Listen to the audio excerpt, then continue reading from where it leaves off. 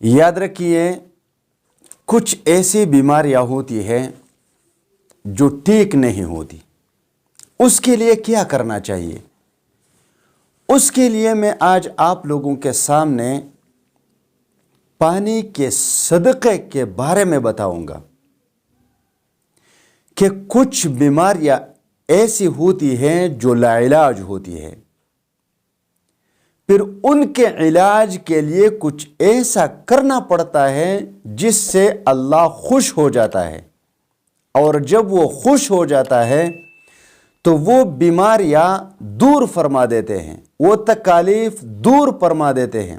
کیونکہ قرآن پاک میں اللہ تبارک و تعالی فرماتے ہیں قُلِ اللَّهُمَّ مَالِكَ الْمُلْكِ تُؤْتِي الْمُلْكَ مَنْ تَشَاءُ وَتَنْزِعُ الْمُلْكَ مِمَّنْ تَشَاءُ وَتُعِزُّ مَنْ تَشَاءُ وَتُذِلُّ مَنْ تَشَاءُ بِيَدِكَ الْخَيْرُ إِنَّكَ عَلَى كُلِّ شَيْءٍ قَدِيرٌ وَإِنْ يَمْسَسْكَ اللَّهُ بِضُرٍّ فَلَا كَاشِفَ لَهُ إِلَّا هُوَ وَإِنْ يُرِدْكَ بِخَيْرٍ فَلَا رَادَّ لِفَضْلِهِ.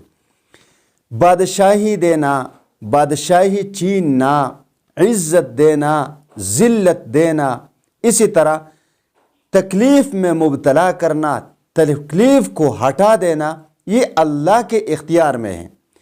اللہ کے سوا کوئی کچھ نہیں کر سکتا. نہ کسی کو بادشاہ بنا سکتا ہے، نہ بادشاہی چھین سکتا ہے، نہ کوئی کسی کو عزت دے سکتا ہے، نہ کسی سے کوئی عزت چھین سکتا ہے، نہ کوئی کسی کو ذلیل کر سکتا ہے. یہ اللہ کے اختیار میں ہے. پھر اگر انسان پر تکلیف آ جاتا ہے تو تکلیف اللہ کی طرف سے آتا ہے، پھر اس کو ہٹانے والا بھی اللہ ہے. لیکن ان سب چیزوں کے لیے کچھ اسباب ہوتے ہیں. اگر ہم ان اسباب کو اختیار کریں گے تو یقین کریں اللہ تبارک و تعالیٰ کی رحمت جلدی متوجہ ہو جاتی ہیں اور وہ تکلیف ختم ہو جاتی ہے.